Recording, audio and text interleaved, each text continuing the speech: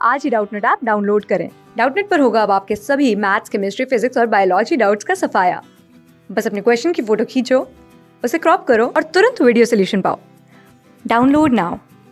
This question we have given the angular momentum of a planet of mass capital M moving around the sun in an elliptical orbit capital L. The magnitude of the aerial velocity of the planet is. हमें क्या find out करना था? The magnitude of the aerial velocity of the planet is. Question में क्या given है? हमारे पास कोई एक प्लैनेट है जो सन के अराउंड रिवॉल्व कर रहा है। हमें पता है according to the Kepler second law all the planets revolving around the sun in an electrical path and sun is situated at one of the focus of that ellipse. तो यहाँ से देखो ये हमारे पास क्या होगा, एक इलेक्ट्रिकल पाथ है, इस इलिप्स के दो फोकस होंगे। किसी एक फोकस में हमारा लेट से ये हमारा सन था, ठीक, ये किसी एक फोकस पे रेस्ट में रहता है और इसके अराउंड जितने भी प्लैनेट है हमारा सन के अराउंड इलिप्टिकल पाथ में क्या करते हैं, रिवॉल्व करते हैं। और उनका जो एरियल वेलोसिटी रहता है वो हमेशा कांस्टेंट रहता है। एरियल वेलोसिटी क्या होता है? Area swept by the planet around the sun is called the areal velocity, ठीक। तो किसी पर्टिकुलर टाइम टी पे जितना भी हमारे पास प्लैनेट सन के अराउंड एरिया स्वेप्ट करेगा वो हमेशा कांस्टेंट रहता है। समझेंगे क्या होता है हमारे पास? देखो इनिशियली मान लेते हैं हमारे पास प्लैनेट यहाँ पे था, लेट से पॉइंट ए पे था, ठीक।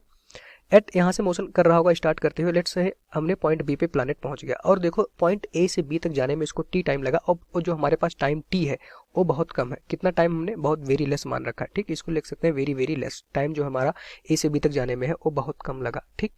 हम मान लेते हैं ए से बी तक गया होगा, उसका जो डिस्प्लेसमेंट है एक्स का है और उसकी जो वेलोसिटी थी यहाँ से मान लेते हैं कि पॉइंट ए पे उसकी जो वेलोसिटी थी अगर यहाँ पे देखो तो वो वी है। तो यहाँ से देखो ये हमारे पास जो प्लैनेट था ए से बी तक गया होगा तो सन के अराउंड देखो इतना एरिया स्वेप्ट किया होगा, ठीक। इतना एरिया सन के अराउंड ये बनाया होगा। तो हमने क्या कहा, टी टाइम में अगर इतना एरिया बनाया है, लेट से एरिया कितना था हमारे पास ए, ठीक। ए एरिया चला टी टाइम में, तो यहाँ से हम कह सकते हैं इसको मान लेते हैं डी ए एरिया, ठीक। कितना एरिया? D A. बहुत एरिया हमारा जो होगा बहुत ही स्मॉल होगा। टी टाइम में इसने डी ए एरिया कवर किया, तो अगले फिर से टी टाइम में जब ये प्लैनेट कहीं यहाँ पहुंचेगा अगले टी टाइम में फिर से उसको यही same D A area cover करना होगा। इट मीन्स इसका जो एरियल वेलोसिटी होता है वो हमारा कांस्टेंट होता है और ये हमें शो करना था the magnitude of the areal velocity of the planet is हमें बताना था। हमें एंगुलर मोमेंटम प्लैनेट का गिवन है, प्लैनेट का मास भी हमें गिवन है। तो यहाँ से पहले हम निकालेंगे कि यहाँ से देखो डी टी टाइम में कितना एरिया सन के अराउंड हमारा प्लैनेट स्वेप्ट किया, डी ए एरिया स्वेप्ट किया। क्या ये डी ए की वैल्यू हम फाइंड आउट कर सकते हैं? देखो कि डी ए की वैल्यू कितनी हो जाएगी। अगर हम कहें आर है, सन से प्लैनेट की डिस्टेंस कितनी है? आर। डिस्टेंस क्या थी हमारे पास? सन के सेंटर से प्लैनेट के सेंटर के बीच की डिस्टेंस इनिशियली भी देखो ये आर थी। अब ए से बी तक गया होगा तो यहाँ से देखो ये अगर मान लेते ये एंगल थीटा था, यहाँ से ए चूंकि टाइम वेरी स्मॉल है तो यहाँ से देखो ए और बी इसको मान सकते हैं इस तरह से एक स्ट्रेट लाइन थी, ठीक। ए और बी जो हमारे पास डिस्टेंस होगी वो हमारा स्ट्रेट लाइन होगी। यहाँ से एक परपेंडिकुलर खींच देंगे, यहाँ से हमने एक परपेंडिकुलर ड्रॉ कर दिया। तो अगर कहीं ये एंगल हमारा थीटा है तो यहाँ से देखो इसका एक कंपोनेंट जो डिस्टेंस कवर किया होगा एक्स गया तो होगा इस इलेक्ट्रिकल पाथ पे, बट उसको मान सकते हैं इस तरह से एक स्ट्रेट लाइन, ठीक। क्योंकि टाइम जो टी है वो बहुत ही कम है तो मान लेते हैं डिस्टेंस चला था एक्स, तो एक्स की वैल्यू यहाँ से कितनी हो जाएगी? देखो हमारे पास यहाँ इसकी वेलोसिटी इस डायरेक्शन में होगी, टेंजेंट खींचोगे तो एक्स इक्वल्स टू आ जाएगा हमारे पास वी इंटू टी। अगर इसकी वेलोसिटी इस डायरेक्शन में थी तो देखो कितनी डिस्टेंस टी टाइम में चलेगा? वेलोसिटी इंटू टाइम टी, ए एक्स डिस्टेंस चला। अब यहाँ से देखो इसको ए और बी को एक्स हम मान सकते हैं इस तरह से एक स्ट्रेट लाइन पे गया होगा। एक्चुअली गया होगा इस कर्व पाथ पे बट वो टाइम टी बहुत कम था, इसको हम स्ट्रेट मान सकते थे। अब यहाँ से अगर एरिया फाइंड आउट करो तो एरिया इस ट्रायंगल का देखो एस बी ए जो सन का था, सन और बी और ए का अगर एरिया फाइंड आउट करोगे तो यहाँ से देख सकते हो एरिया कितना था? D A. Area equals to क्या होता है हमारे पास? Half into base into height. तो देखो बेस कितना हो जाएगा? आर। अब यहाँ से देखो अगर ये हाइट कैलकुलेट करोगे तो ये हमारे पास कितना था? We T. देखो अगर इस ट्रायंगल को हम बना ले, ये डिस्टेंस हमें कितना पता था? v इंटू टी पता था, ठीक। ये पूरा हमारे पास है देखो आर, ए पॉइंट हमारे पास ए था, ठीक। ये हमारा देखो ये था बी पॉइंट और ये हमारे पास सन यहाँ पे रखा गया था। तो अगर देखो ये एंगल अगर थीटा है, ये एंगल अगर थीटा है तो यहाँ पे एक परपेंडिकुलर आपने ड्रॉ कर दिया।